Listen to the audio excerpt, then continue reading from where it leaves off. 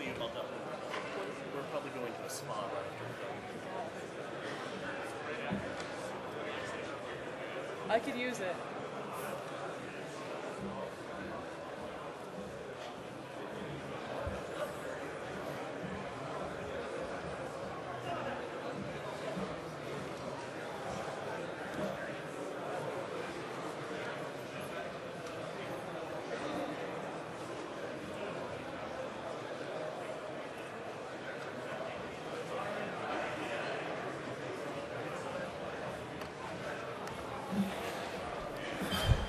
Okay, so next up, as you may know and have seen on the logotype of 23C3, you'll find that the logotype, one of the elements is an apple. And if you don't already know that this apple is representative of, this is the apple of Discordia. And I have a ThinkPad of Discordia, and I know a lot of you have an apple of Discordia. But really, what is Discordianism? And we have a guest here named Autumn, who runs Discordian.com, and she will be talking with us, with Fox, her partner. They're going to talk about culture jamming and Discordianism, and essentially the movement of Discordianism and pranksters throughout history, and how the prankster has become the prophet in some ways. And so, could you please give a warm welcome to Autumn and Fox?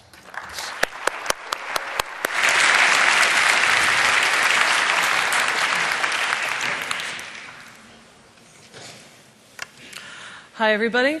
If you're wondering why I'm alone on stage, that's because my co-presenter did all of our fabulous visual aids. I can assure you if I was the one doing them, they would be like a third as cool. So you can thank him for that. And there we go. So I'd like to start out by showing one of the original myths of Discordianism. Now, Discordianism, as you may know, is somewhere between a joke and a religion, but it does have a myth system. So we put together a little presentation for you. It's called The Original Snub.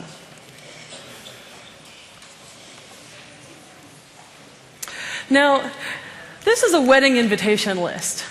There was a wedding going on in ancient Greece between Peleus and Thetis, two nobles. And they invited all of the gods that were available, and a few other people, you'll notice. But they neglected to invite Eris. Now, you might notice Steve Jobs had the grace to go off and find himself a party somewhere, but Eris said, forget that. Eris wanted to go to this wedding and was a little bit upset, as you might be, to find that all of her friends were invited, but she was not. You'll see her looking very sad here. Now, these other goddesses put on a big show preening about how they were invited, and Eris was not so fond of this. So she had a bright idea. She knew that the gods had egos well beyond their actual godly stature. And so she got a golden apple and inscribed with it the word Callisti, which means for the prettiest one, and rolled it into the hall of this wedding. All of the gods said, that's mine, that's mine. Now, you might expect if somebody leaves a beautiful piece of gold at a wedding that maybe it's for the bride. But in this case, the gods said, no, it must be mine because I'm the prettiest one here. Forget you guys. Well, as we all know, the father of the gods was Zeus. And Zeus did not want to piss off any one of these fine ladies. So Zeus wasn't going to say, well, it's yours, and risk the wrath of the other two. So Zeus did something a little tricky. He passed the responsibility off to Paris, the Prince of Troy, a mortal. And, you know, hey, it's a mortal, who cares, right? And so he said, Paris is going to choose who to give this apple to tomorrow. And of course, the goddesses are all sneaky, and they came to him in the middle of the night and they offered him things. Hera offered him dominion over the world. She offered him much of Asia, in fact. Athena offered him wisdom of the ages, knowledge far beyond mortal means.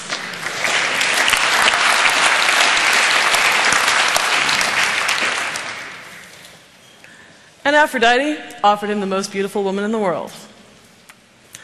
Well, as mortal men are wont to fail, that's who he chose.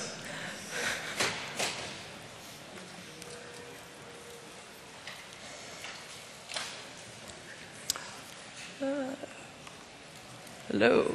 Okay, and we see that Helen of Troy, the most beautiful woman in the world, was in fact already married to the king of Sparta, Troy's biggest enemy. Well, the rest is history. Here we see the Trojan War, and this was what started it all.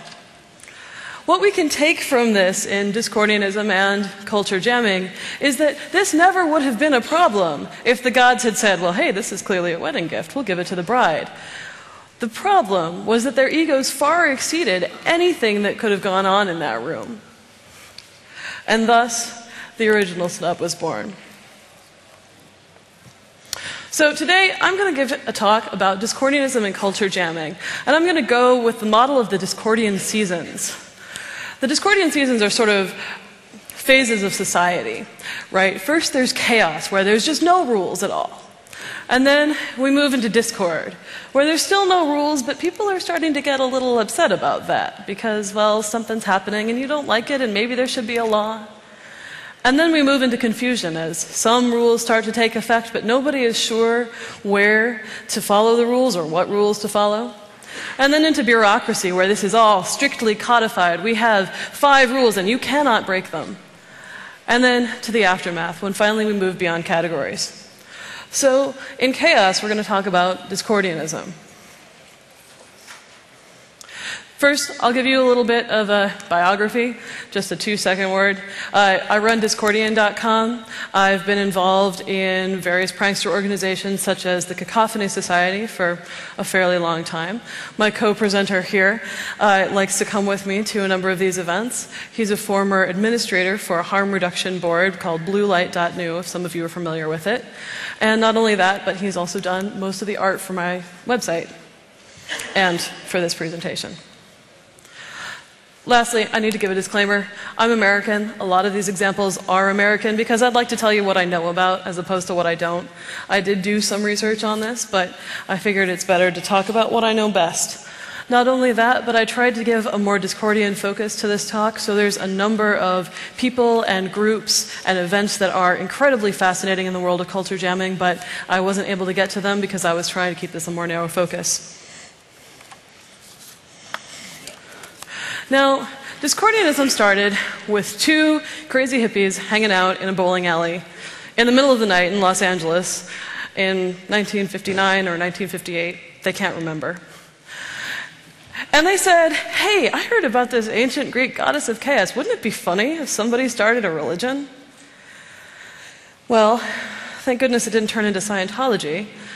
But instead, we have something a little bit stranger. Now, the 2 guys that started this, Kerry Thornley and Gregory Hill, both of whom went on to have fascinating careers in the arts and all sorts of places. Well, all sorts of places is interesting. Kerry Thornley, this is a little tidbit, was actually mistaken for Lee Harvey Oswald during the Kennedy assassination. So we found this lovely cover of the original Principia Discordia, the writing from Discordian Society, in the Kennedy archives. I find that fascinating. So the 2 of them wrote this book. And it's a collection of essays and random parables and pieces of art. They offered pope cards to suggest that everyone who has one of these cards is in fact a pope. That is, someone who's under their own authority. And in fact, if you're interested, I've got a few. Then, a few years down the line, some of the crazy people they were hanging out with wrote a book. Robert Anton Wilson and Robert Shea wrote the Illuminatus trilogy and its follow-up, the Schrodinger's Cat trilogy. 2 large works of bizarre fiction. They go through memos, they go through politics, magic, sex, all kinds of things that were coming up in the 1970s. And really, the Illuminatus trilogy is what's popularized Discordianism to where it is today.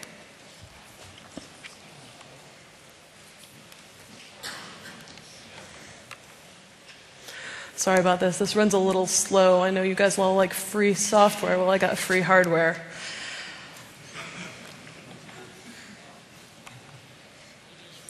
Okay, one of the biggest follow-ups to Discordianism was the Church of the Subgenius. And if you've ever heard of Slack or Reverend Ivan Stang, there's this whole group of people that put on what they call devivals, essentially parodies of Christian revivals, where people run around dancing naked and talking about how the aliens are going to come down and make it all better. They're good people, and they've influenced a number of people, including artists Negativland, that we're going to talk about later in this presentation. So the current state of Discordianism today is largely online. You can see things like Alt Discordia or PrincipiaDiscordia.com or the live journal Discord Society, where most of what's happening in Discordianism today is online conversations. People have conversations on everything from esoteric philosophy to bizarre politics to really what they ate for dinner yesterday. It's a little bit like blogging. There are, however, a couple of actual gatherings in person. The biggest one is the Free Spirit Gathering. While not explicitly Discordian, it's a large pagan festival where people, again, come dance around naked around fires. I guess that's a big thing. And they have a Discordian programming tract. Then in February of every year, there's a large pagan convention in the San Francisco Bay Area called PantheaCon. There are several people who present Discordian ritual there every year. I'm one of them. And then lastly, there is the Discordian convention that I host every year. I've been doing that for the past 5 years. It's kind of like having 20 of your strangest house guests for a weekend. It's a whole lot of fun. We do ritual and I'll get into that in a moment. But we also sit around singing bizarre campfire songs, make up games, and have occasional public events. Now, I'd like to talk about the more occult aspects of this. A long, long time ago in the 1600s, the Rosicrucians published this manifesto talking about the Rosicrucian Society and how it was full of bright, intelligent, fabulous people. And then suddenly, everybody was a Rosicrucian. One of the things that we see in culture jamming and in Discordianism is this doctrine of build it and they will come. This idea that when we talk about some fabulous organization, simply by talking about it, people will want to join, and then we'll tell you that they've joined. And then suddenly your organization exists.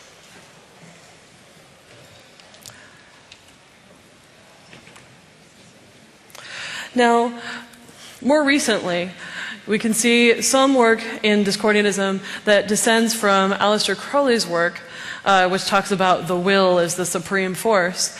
And Phil Hine and Austin Osman Spare and a number of other theorists who write things about chaos magic. Now, what's interesting about this is that I'd like to give you a more utilitarian version of this. I would like to define magic as a symbolic act undertaken to effect change. So this isn't always somebody who even believes in some bizarre supernatural forces, so much as somebody who is working with a symbol in order to effect change. So we'll see that as we see people trying to deconstruct and reconstruct corporate logos. And that is, in fact, a form of magic. Now, those who engage in chaos magic do something similar. Chaos magic says that belief itself is powerful, and it's sort of like a brain hack. Like if you believe in something so strongly, you're more likely to have a chance of actually being able to accomplish this. And so what they do is they choose a system to believe in order to get these results, and then when it becomes inconvenient, laugh it off. So for example, we've all heard of various gods in mythology, and some of them are better at some things than others. So if you strongly need emotional healing, maybe you would pray to Jesus. Jesus was pretty good at that. But then if you need to go get laid, Jesus is not your man. So the next person you might talk to would be maybe Pan.